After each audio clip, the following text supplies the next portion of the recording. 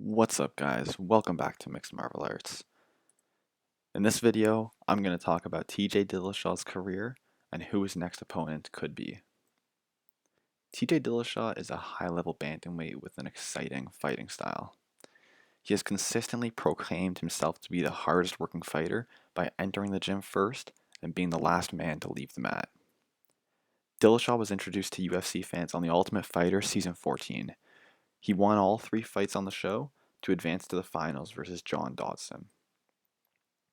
He demonstrated his high-level wrestling on tough and showed his potential to win some fights on the feet too. His skills were further developed on the show. However, John Dodson's power and striking ability proved to be too much too soon for Dillashaw, and he was knocked out in the first round of the season finale.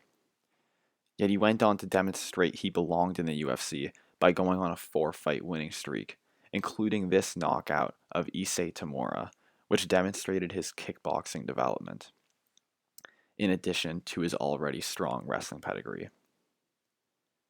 He followed that up with another impressive knockout win over Hugo Viana, which continued to demonstrate his improving kickboxing ability. This would become a big factor in his UFC career. He would then lose for the second time in the UFC by a controversial split decision loss to Rafael Assunção. This is a fight that many believed Assunção lost, including TJ Dillashaw himself. Dillashaw then defeated Mike Easton in his next fight by unanimous decision. Dillashaw's former opponent, Rafael Assunção, was expected to face the champion at the time, Renan Barão, at UFC 173. However, he turned down this opportunity due to a rib injury. Dillashaw was then offered the opportunity to step in and face Renan Barão for the undisputed title, which he accepted. Under the guidance of his new head coach, Duane Ludwig, Dillashaw dismantled Renan Barão, including in the striking exchanges, and scored an early knockdown in the first round. Dillashaw demonstrated his advanced kickboxing skills in this fight, including his ability to fight ambidextrously as both a southpaw and in an orthodox stance. Dillashaw dropped Barão again in the 5th round with a head kick followed by a left cross, which ended the fight. This remains one of Dillashaw's most impressive performances of his career. TJ was then expected to defend his title against Barão in an immediate rematch, yet Barão pulled out at the last minute. Joe Soto stepped in on 1-day notice, and this fight ended up being tougher than expected for the new undisputed champion. Yet TJ Dillashaw scored another 5th round KO with a similar sequence to in his prior fight. He rocked Soto with a head kick and dropped him with a left cross, then finished the job off with some ground and pound. The rematch with Barão would materialize in July 2015. However, Barão had little success in this fight, and Dillashaw appeared to have improved even more. He appeared to also have defeated the former champion, in Barão, with relative ease. He finished Barão earlier than in their first meeting. This time, he knocked out Barão with a barrage of punches early in the 4th round, while in the first fight, he knocked him out in the 5th round.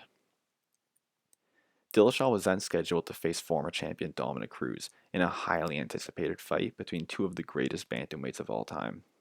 Many claim Dillashaw's success was through a high-level mimic of Dominick Cruz's own unique style, which involved very unique movement and footwork. However, Cruz was coming off a long layoff due to injury, and nobody knew how Cruz would perform. The fight took place in January 2016, and Cruz proved that his time off was not to be a factor in this fight. The result was one of the best bantamweight title fights of all time. Cruz demonstrated his superior movement, and Dillashaw missed with many of his strikes. Dillashaw would later claim that Cruz's pre-fight trash talk made him fight angrily and carelessly. Regardless, it was a phenomenal fight, and both fighters' excellent footwork and movement were on full display. Dillashaw even utilized leg kicks against Cruz that slowed his opponent in the final round, which is a strategy that Henry Cejudo successfully used in his fight against Dominick Cruz in 2020. Cruz won the fight by split decision, another result that Dillashaw disagreed with. Although it was close, I personally agreed with the judges' scorecards. Dillashaw then earned his well-deserved rematch against Rafael Assunção. He avenged his loss by defeating Assunção in the rematch in a convincing unanimous decision. Dillashaw demonstrated improvements since his loss to Cruz that involved mixing up his striking with effective takedowns. Dillashaw had moved away from his wrestling acumen since his striking improved under his new coach Duane Ludwig. However, his ability to mix up his striking with the already strong wrestling proved to be a difficult combination for Rafael Assunção. Dillashaw would use this strategy again versus John Lineker at UFC 207, which was successful. It earned him another convincing unanimous decision victory. That was the same card that saw Dillashaw's former teammate, Cody Garbrandt, demolish Dominic Cruz in order to win the Bantamweight title. This set up a highly anticipated grudge match between the friends turned rivals. The anticipation built and the rivalry developed further as the rivals competed against one another on the epic 25th season of The Ultimate Fighter. The grudge match took place as the co-main event of UFC 217. Garbrandt was evasive and too fast for Dillashaw in the first round. He even dropped Dillashaw in the final few seconds, but TJ Dillashaw was lucky as he was saved by the bell. Dillashaw recovered quickly, and the second round was a completely different story. Dillashaw dropped Garbrandt with a beautiful head kick in the second round. Later, the two would engage in the pocket, where Dillashaw's superior boxing technique allowed him to capitalize on Garbrandt's dropped left hand. He would knock Garbrandt down with a big right hook and finish him off with some ground and pound. Dillashaw then celebrated in his rival's face immediately after the knockout, although they would later shake hands in the octagon. Garbrandt was given an immediate rematch, but Dillashaw looked even better in the rematch. His superior boxing skills would get the better of Cody Garbrandt again. He dominated Garbrandt and rocked him on multiple occasions in this fight. Dillashaw would defeat Cody Garbrandt in the first round by TKO, which was faster than in their first fight at UFC 217. TJ Dillashaw then proclaimed himself the greatest bantamweight of all time in the post-fight interview. Following this fight, Dillashaw would move down to face flyweight champion Henry Cejudo, but the fight did not go his way. Cejudo knocked Dillashaw out in the first round, a result that had not occurred since Dillashaw's first UFC fight against John Dodson. However, matters got worse when Dillashaw tested positive for EPO, a performance-enhancing drug that stimulates red blood cell production and significantly improves an individual's cardiovascular ability.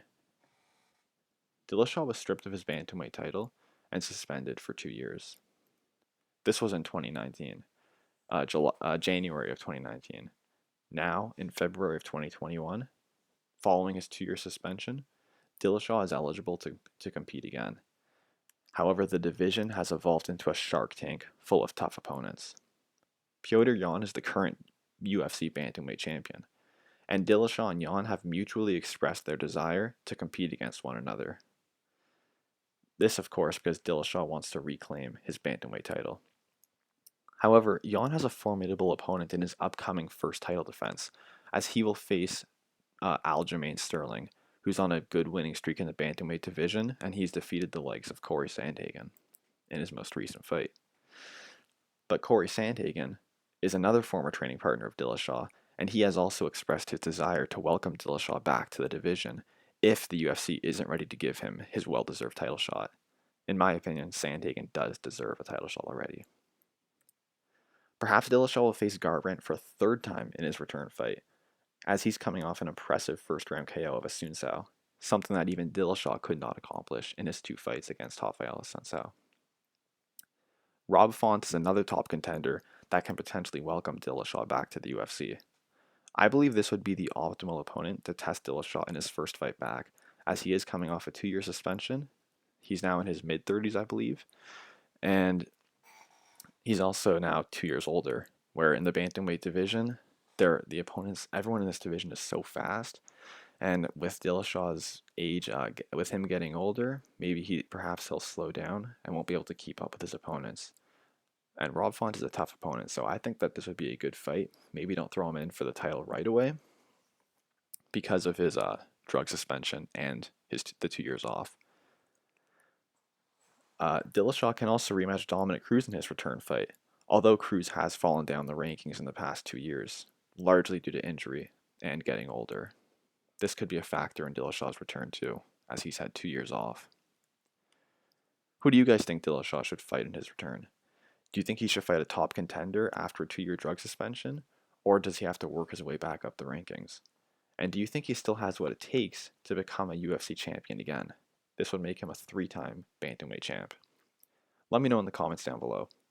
For now, hit the like button if you enjoyed this video, and subscribe for more content like this. I'll see you next time.